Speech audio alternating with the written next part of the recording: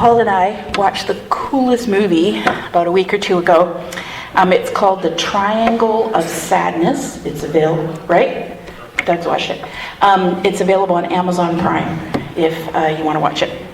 So it's about a young couple who are both models, and they're also influencers.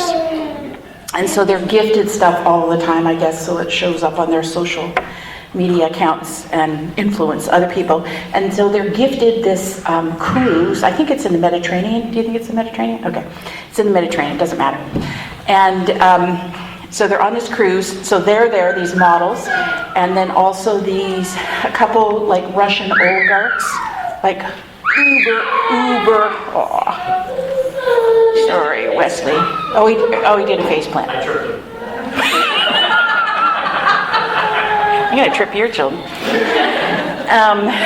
So these Russian oligarchs, a bunch of other people, like it's for the uber rich, and of course the crew members and stuff. You see the captain saying to the crew before the people come on the boat, the only words I want to hear coming out of your mouth are "Yes, ma'am," "Yes, sir," nothing else. The passengers can have anything they want. There's like maybe 20 passengers on the whole boat. And a whole bunch of crew. Like one morning, one of the guys asked for Nutella for breakfast, and they don't have it on the boat, so they helicopter it in, a jar of Nutella. So anyway, in the process of the movie, the ship is attacked by pirates and sinks.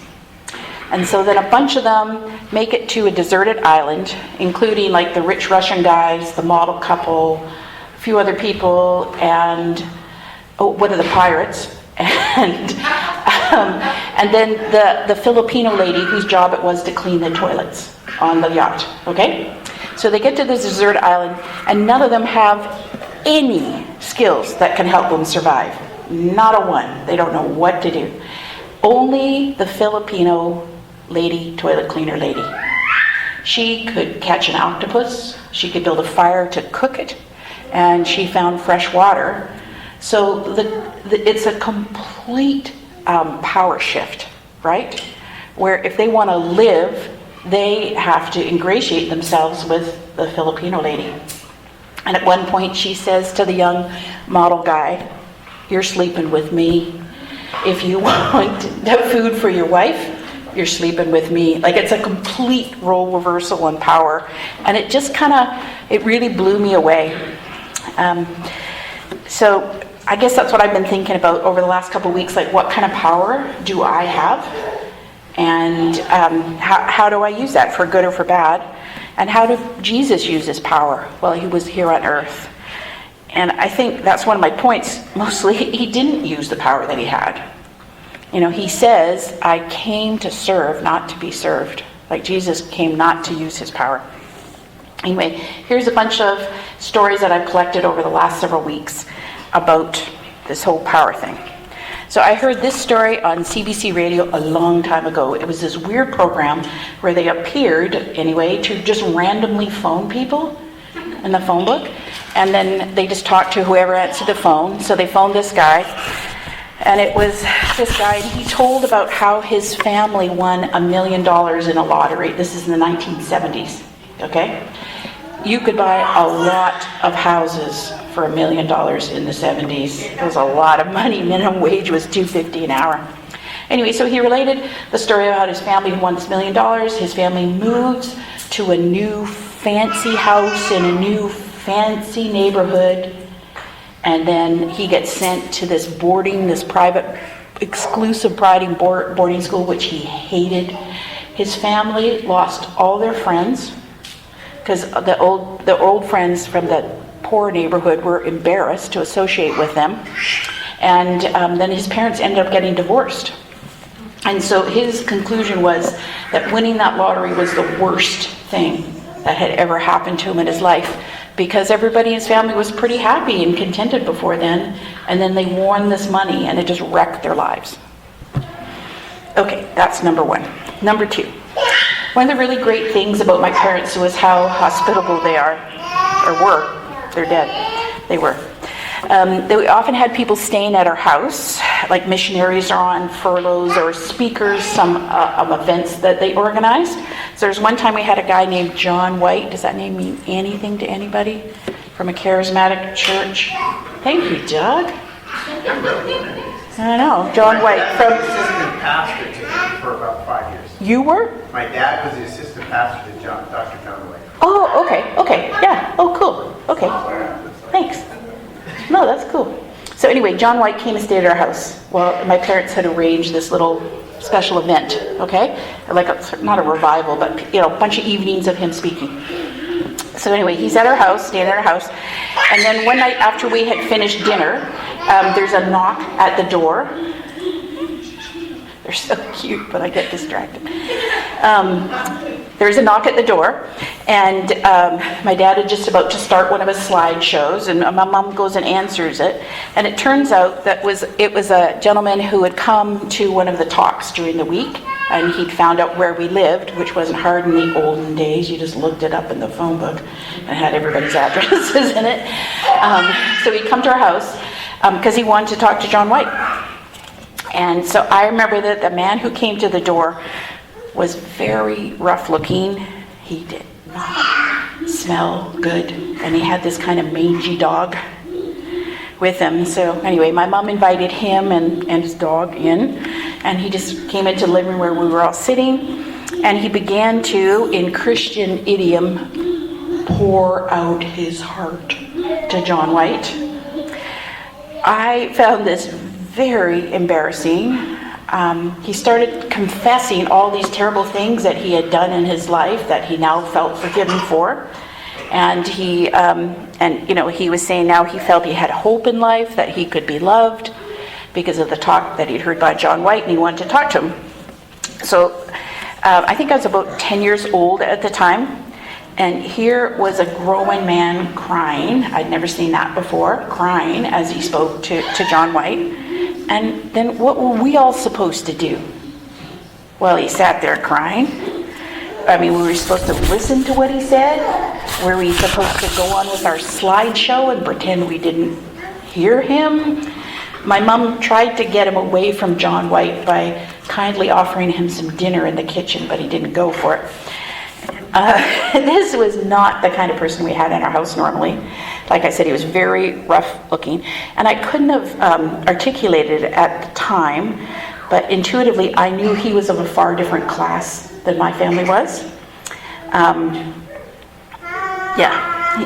We had a very nice home, and it was obvious he did not. And I was a good girl who never made a fuss. And this man was just really embarrassing and confusing, and I just wanted him to leave. Even at that age, I wouldn't have dreamed of making such a big scene in front of everybody like that. The whole situation was so far outside my normal experiences. I just really didn't like it. I wanted him to stop being so emotional and fawning over John White and just leave. Here's a reading from Luke 7. Jesus accepted an invitation to a dinner party in the home of a man named Simon, a member of the devoutly religious Pharisee party. In Simon's neighborhood, there lived a woman whose life was a tangled mess of degrading behavior and shame. When she heard that Jesus was a guest in the Pharisee's house, she took an expensive bottle of perfumed oil and walked in on the dinner party. She knelt down and began kissing Jesus' feet.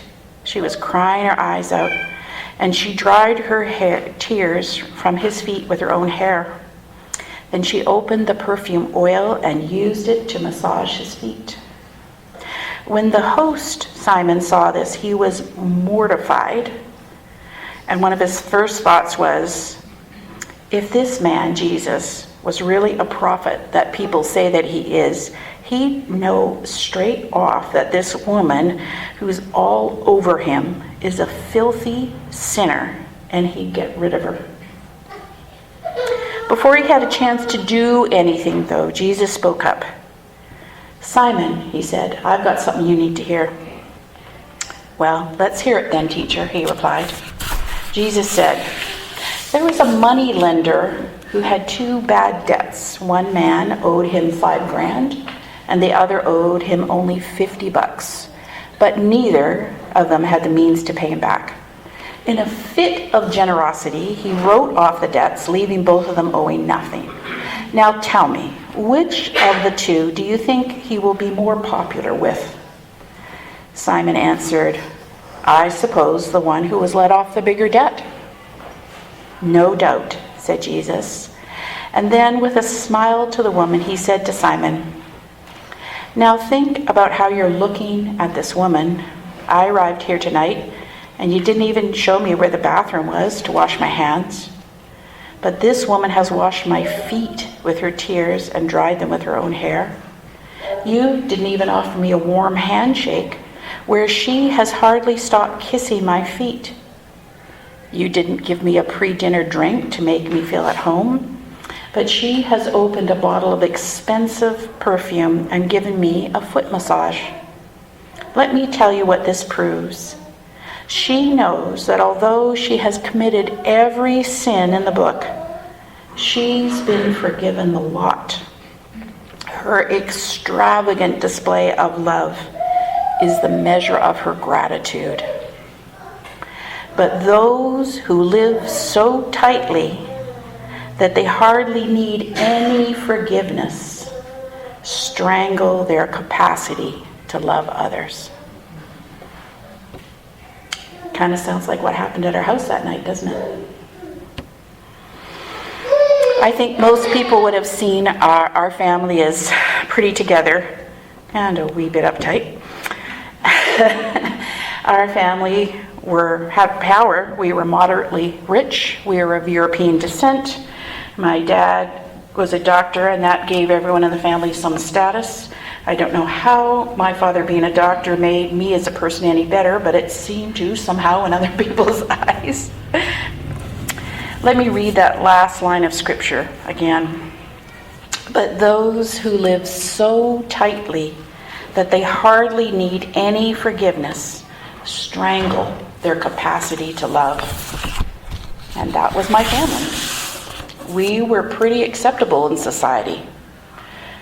But we lived so tightly with such disciplined lives, we didn't appear to need much forgiveness. And it definitely strangled our ability to love others, but mostly because we felt superior to them. My family had power. Did we use it for good? Next one. I listen to a podcast sometimes called Ear Hustle. It's created by the inmates at San Quentin prison in California. The episode I listened to is called, ironically, The Preacher. And it's about this guy who, he became a Christian in prison, and now he preached at the services. So they had in prison, that's why they call him The Preacher. Anyway, it was about it was pretty shocking. It was about a California cop who used his authority while he was on night shifts to coerce young women into performing sex acts with him to avoid being arrested for prostitution or drug possession. He would find young women by themselves at night. He would find something to charge them with and then get them to offer to do sex acts so he wouldn't arrest them. So, in the course of the program, the interviewer repeatedly asked the police officer to talk about the terrible things he'd done. And the officer was relaxed and completely willing to talk about all his crimes, and he continued to apologize to the many women he had committed the crimes against. He didn't get defensive at all. I would have hated to talk about all the things I have done wrong in my life. Like, it just makes me sick thinking about it. Just imagine if everyone knew about your feelings, all your failings. I mean, there's just no way that they would like or love you after that, is there? I guess I don't really believe in God's mercy or other people's mercy towards me. I think I still count on my ego telling me that I'm pretty good to make me lovable in life. Then that got me thinking about a Richard Rohr devotional I read recently about our egos and shadow selves. Richard Rohr says that the ego is the part of ourselves that wants to be significant, central, and important by itself, apart from anybody else. It wants to be both separate and superior to others. That was my family. There's a term I heard that they use in AA to describe this dangerous way of thinking, and they call it terminal uniqueness. In order to feel good about ourselves, our egos must eliminate at least the illusion of the negative aspects of ourselves. To hide the negative parts about ourselves, we create a shadow self. Jesus called this shadow self an actor, a word usually translated from the Greek as hypocrite. That's why Jesus criticizes hypocrisy more than anything else. He knows that people can get up to great evil when they are pretending to be something that they are not, if they are unaware of their shadow selves. And by the way, most everybody else around you can see your shadow self, even if you can't. Whenever I have disparaging thoughts about somebody, then I think that means they're having disparaging thoughts about me. I wonder what those are. So, the shadow selves can be a danger to us and those around us, but I believe a much bigger danger than our individual shadow selves is the tendency towards group denial of our shadow selves, especially when it comes to losing power. Religious organizations can often not see their own shadows. And I think the stance of being morally judgmental of other people keeps religious groups from seeing our own complicity in things like racism and oppressing the poor. This last bit is from a book review I read about a book called, in the Atlantic Daily, called White Fragility, and it's by education professor Robin DiAngelo. She described this feature of white privilege that had just never occurred to me, and it stunned me. She said, to be perceived as an individual, to not be associated with anything negative because of your skin color, is largely a privilege given to white people, afforded to white people. Isn't that an interesting idea? You just presume people are going to see you as an individual. Or I do anyway. Her book mostly addresses white people, and she reserves her harshest criticism for white liberals like herself, like me, whom she sees as refusing to acknowledge their own participation in racist systems. I believe, she writes, that white progressives cause the most daily damage to people different from themselves. Not only do we fail to see our own complicity, but we often unknowingly take a self-serving approach to ongoing racism efforts. DiAngelo comments, listen to this, to the degree that white progressives think we have arrived, we will put our energy into making sure that other people know that we have arrived, or other white people know that we're progressive.